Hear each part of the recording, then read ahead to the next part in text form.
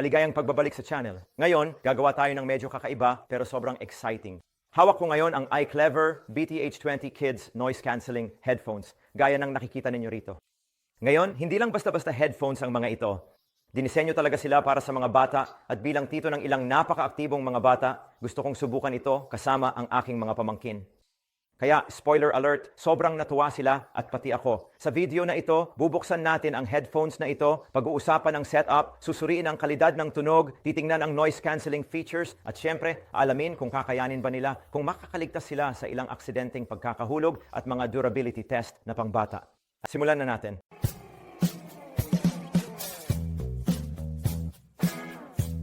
Sige, magsimula tayo sa unboxing. Maganda ang ginawa ng iClever sa paggawa ng packaging na masaya at makulay na talagang bagay para sa mga bata. Makikita mo agad na alam nila kung sino ang target nilang audience. Ngayon, pag binuksan mo, agad mong makikita sa ibabaw ang headphones na may matapang na kombinasyon ng berde at asul. Mayroon ding pink at hot pink na option para sa mga gustong mas kapansin-pansin o baka mas bagay sa mga babae. Parehong maganda ang dalawang kulay pero alam kong magugustuhan ng mga pamangkin ko ang asul berde. Sunod, may mga dagdag na accessories dito na talagang akma para sa mga bata, ang Type-C charging cable para sa mabilisang pag-charge, isang 3.5mm audio cable kung gusto mong direktang ikabit ito sa isang device. At syempre, ang manual na, aminin na natin, malamang hindi papansinin ng karamihan sa mga bata. Kaya iset up na natin ito para sa kanila. Ngayon, unang impression sa disenyo. Makikita nyo, nandyan lang ang headphones. Tinitingnan mo lang sila diyan. Matibay talaga ang pagkakagawa ng mga ito. Makikita mo agad yon. Ayon sa iClever, gawa ito sa mga materyales na walang BPA at PVC, kaya ligtas gamitin, pero sobrang tibay din. At sa paghawak ko, kita ko na napaka-flexible nito. Pero binabaluktot ko sila, pinipilipit, at walang nababasag, walang napipinsala. Mararamdaman mo agad iyon. Bilang magulang o kamag-anak, ang ganitong bagay ay nagbibigay ng kapanatagan ng loob. Hindi mo kailangang mag-alala na mababali ito kung itatapon ng mga bata sa bag nila o kung sakaling mag-away sila at subukang paghiwalayin ang mga ito. Magiging napakahirap talaga at iyan mismo ang nangyari sa mga pamangkin ko, pagpalain sila. At tungkol naman sa ginhawa, isuot ko na sila sa ulo ko. Talagang napakaganda ng pakiramdam ng mga ito. Ngayon, hindi ako bata, tandaan mo, pero marami na akong na-test na headphones. Kaya meron silang malambot, parang balat na texture na perpekto para sa sensitibong tenga ng mga bata. Talagang pinag-isipan ito ng iClever, halata naman. Ang headband ay may 10 iba't ibang settings, kaya pwede itong magkasya sa mga bata mula 3 taong gulang hanggang sa maagang kabataan. Sinubukan ko ring isuot at gaya ng nakikita ninyo, nakakagulat na komportable ito kahit sa ulo ng isang adulto. Gustong-gusto ko ang cushioning dito at dito, at kasya rin sila sa mga tenga ko. At napakaganda rin ng seal nila dito. Kita mo guys? Gaya ng nakikita ninyo, nandyan lang sila. Napakagaan din nila kaya hindi mabigat sa ulo ng mga bata. Tingnan natin ang mga control. So sa isang ear cup, nandoon lahat ng controls. May button para pataas ang volume, isa para pababa ang volume, at ang power button ay nasa gitna, dito lang, dito lang. Meron ding ANC button para ilagay sa low, high at off. Malalaki at madaling pindutin ang mga button kahit para sa maliliit na daliri.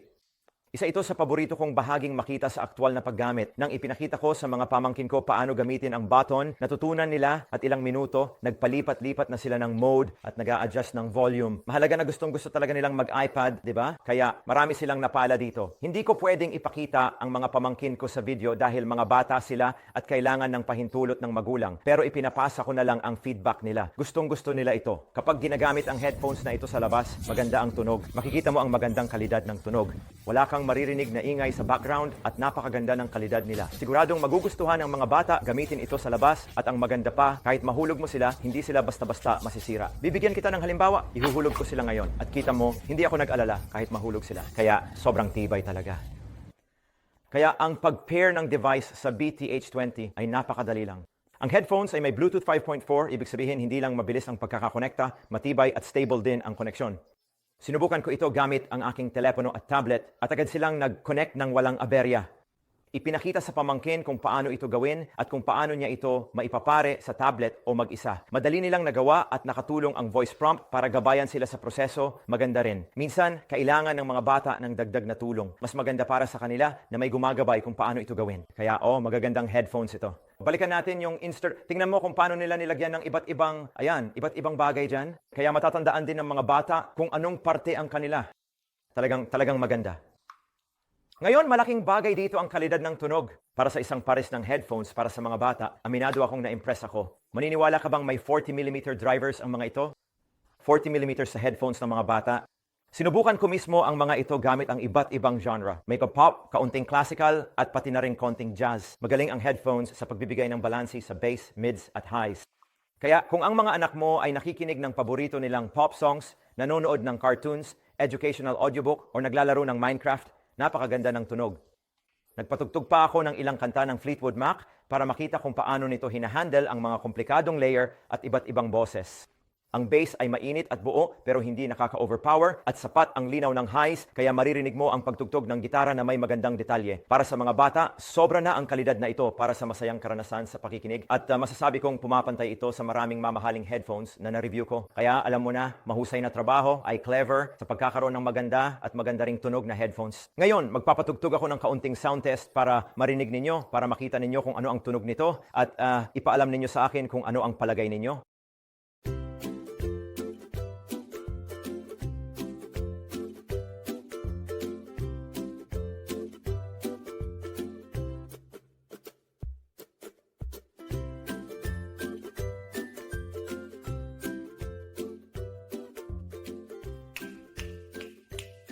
Ay pasensya na, isa sa mga pinakaastig na tampok ay ang noise cancelling. Ang BTH20 ay may dalawang antas ng ANC, mababa at mataas. Ang low mode ay mahusay para sa araw-araw na gamit tulad ng kapag may mga bata sa bahay, sa kotse, at pinapalambot nito ang ingay sa paligid nang hindi nagbibigay ng pressure sa mga tainga. Kaya sinubukan namin ang high ANC mode at talagang nag-level up ang karanasan. Sinubukan ko ito habang nanonood sila ng cartoons sa road trip at kahit umaandar ang makina, halos wala silang naririnig mula rito. Perpekto ito para sa paglalakbay o sa maingay na lugar. At kung sakaling nasa eroplano ka kasama ang mga bata, alam ko na madali silang madistract kapag nasa eroplano. Maganda na meron kang ganitong headphones para mapigilan ng ingay. Gaya ng nakikita ninyo, sinusubukan ko ang noise cancelling dito sa mataong kalsada at maganda ang tunog nila. Hindi ko naririnig ang trapiko sa paligid ko. Maganda ang noise cancelling kahit sa iba't ibang antas. Kaya, gaya ng sinabi ko, pindutin mo lang ang button na yon para baguhin ang antas ng noise cancelling. Pindutin ulit para magpalit mula high papuntang low hanggang sa walang noise cancelling. At kitang-kita ang malaking ngiti sa mukha ko dyan, literal na ang ganda ng tunog. Sumasabay ako sa tugtog. Kaya napakaganda nito para sa mga bata, sa eroplano, sa sasakyan. Talagang maganda. Kaya ibinigay ko ito sa mga pamangkin ko at hayaan ninyong sabihin ko. Ano ang naging feedback? Well, talagang enjoy nila. Una, gustong-gusto nila ang disenyo, gusto nila ang kulay at sa tingin nila ay napakaganda nito.